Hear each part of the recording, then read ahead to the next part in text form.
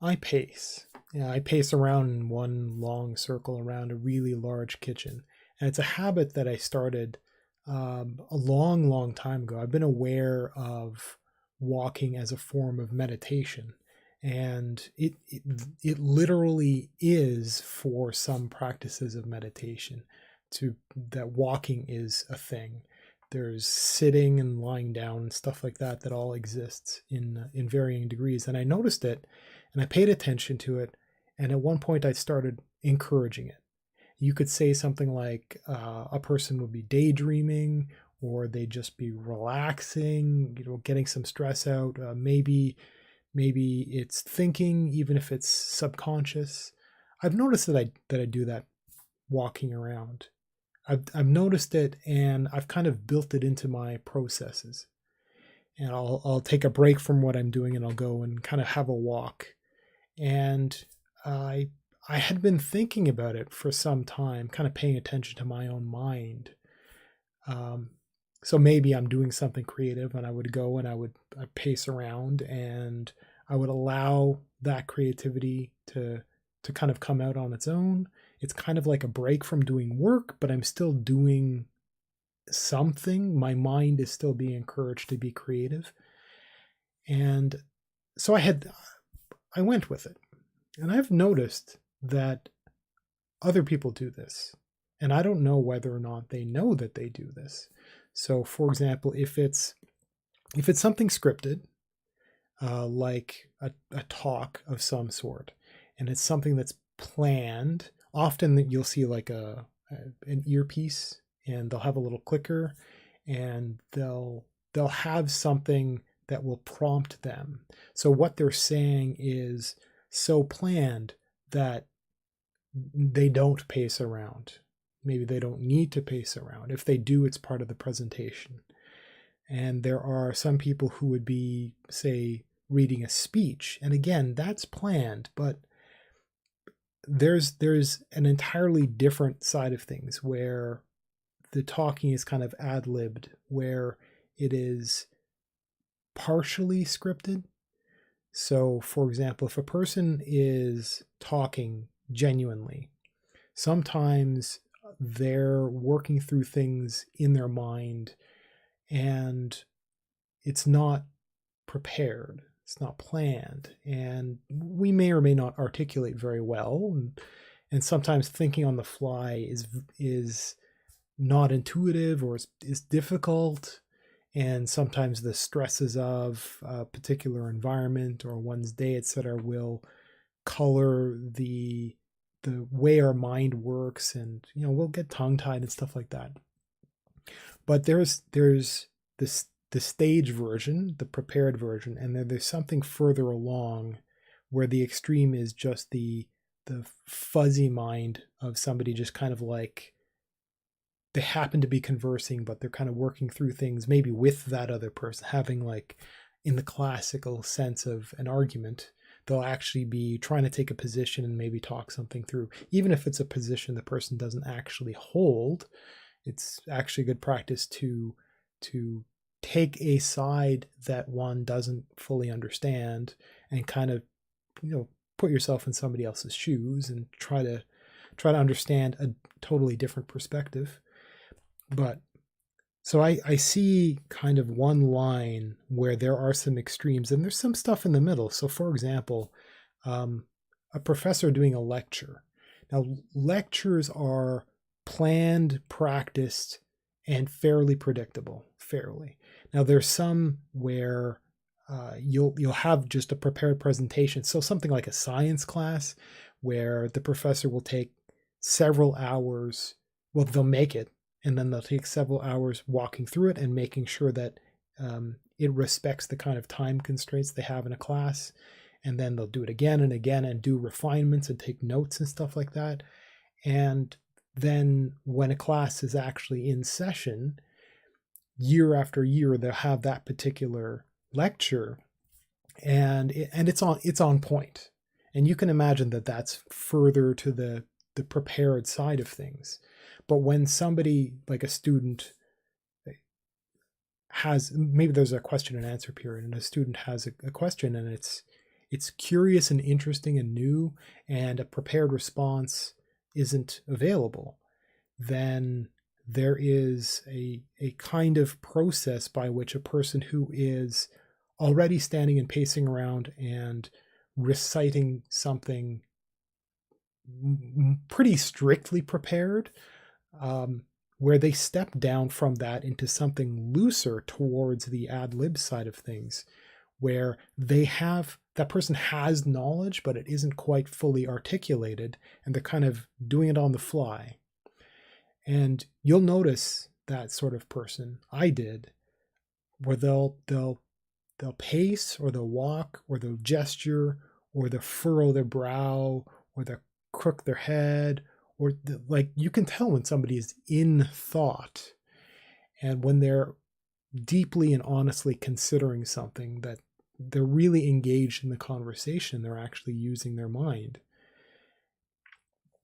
And I've been thinking about why that is, how that is, what's going on there. Because you might think, well, it's like a cultural practice of some sort. It's just some quirk of biology, just like, you'll smile when you're happy. That's universal to humans.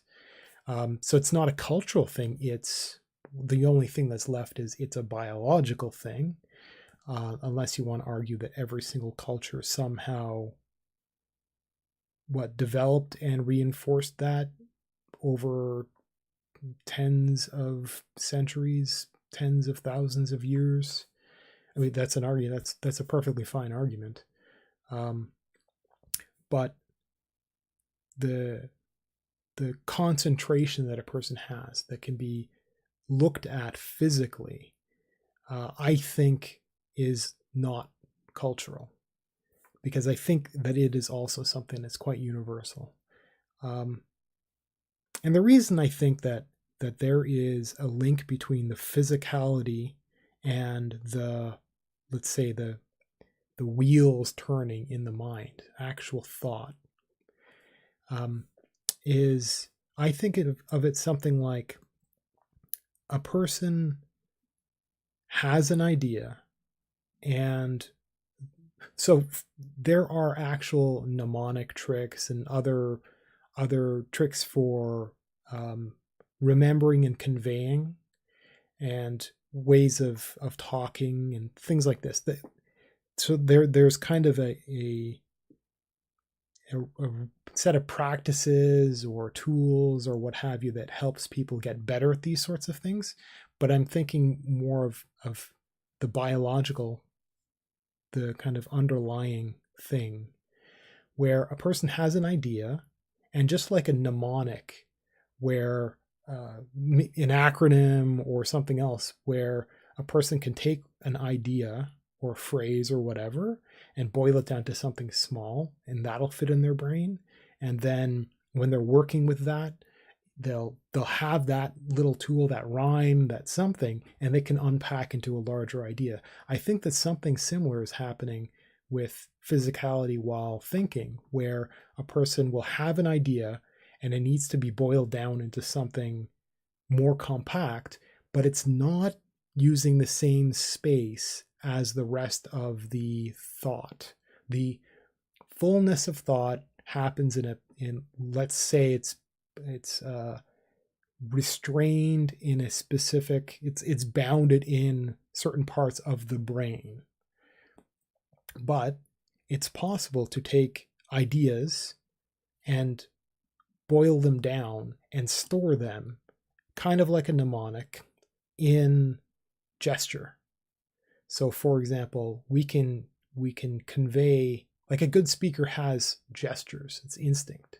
So I'm doing stuff like this, and this is just a practice that I have, but there have been things in there where I've been thinking, and people that understand body language, for example, probably are more capable than most of discerning when something is about genuine thought, but it's probably going to be rather difficult. So you take an idea, boil it down like a mnemonic, store it in another part of the brain that's normally responsible for motion. And I can think that there is a mechanism, something like the, I know I'm going to misuse the concept, but I haven't fully researched it. So I've got kind of a lay person's probably corrupt, incorrect version of it, of the of mirror neurons. So it's the idea is that we can have thoughts that can be stored in gestures, and it's something like a piece of our mind that is controlling that gesture can store that information. um, and I think that it also helps us convey very complex ideas, because you as the observer, you'll hear all kinds of different, like a wave of communication, and it isn't just the words, but it's the context, and it's my inflection and all kinds of stuff. But there's also physicality involved, so that a listener is also somebody who looks, and the gestures associated with the words being used can be received and kind of decompressed, can be included in the kind of negotiation of understanding from somebody speaking. So it's not just hearing, but it's looking. So I think that there is something about the way we think to ourselves, moving around, daydreaming while pacing, as well as subtleties of body language, or gestures. And I think it's possible for a person to maybe intentionally develop that as a skill so that they can work with much larger thoughts than they otherwise would. Because I can imagine somebody being sitting calmly but not being restrained. So sitting very calmly and then thinking about complex thoughts. And I wonder if that same sort of person would be more effective if allowed to move or encouraged to move, or being given certain kinds of practices to actually do certain kinds of things. To it's kind of like teaching somebody to dance. If a thinker is shy about those sorts of things, if they're given that the gestures as another tool, that maybe that can be used for thinking. I think that a person would be more effective if they were to move rather than if they were still. And I wonder if that's true. I wonder if that's true for everyone. I wonder if there are some people who would be more effective at being helped to calm down, to sit still on purpose, and that's how they're most effective. And maybe they're just maybe I'm one of the people that benefits from moving, or maybe I need to, and maybe I can't ascend to what maybe just creativity. I can't get there. I can't get the ideas as a writer or something like that, or I can't kind of calm myself down or put myself into a good mood. I can't entertain my kind of like, I can't fuel my subconscious. Anyhow, I'm rambling on. So the idea of storing things like a mnemonic, I think, is a pretty good way for describing it, to help a person think. And I think there's something about observing that helps a listener also be a looker, to help them unravel the complex ideas and also process it in more than just the mind associated with listening and thinking, but with the, for lack of a way of putting it, the mirror neurons, the gestures being also brought in to help reinforce more complex ideas and include them in something else. So yeah, I got all this when I notice other people doing lectures and stuff like that, and they'll pace around like I do, and they'll, a person will fiddle with their hands, or will crook their neck, or will mess their face up, and furrow their brow in thought. And I think some of that is a universal, and I'm wondering if it can be encouraged to be something that can help that individual think more, and maybe to communicate better, and maybe for a listener to understand these things and intentionally pay attention to the gestures to help them understand something more complex than they might have been able to without having that new tool in their understanding, their listening toolkit.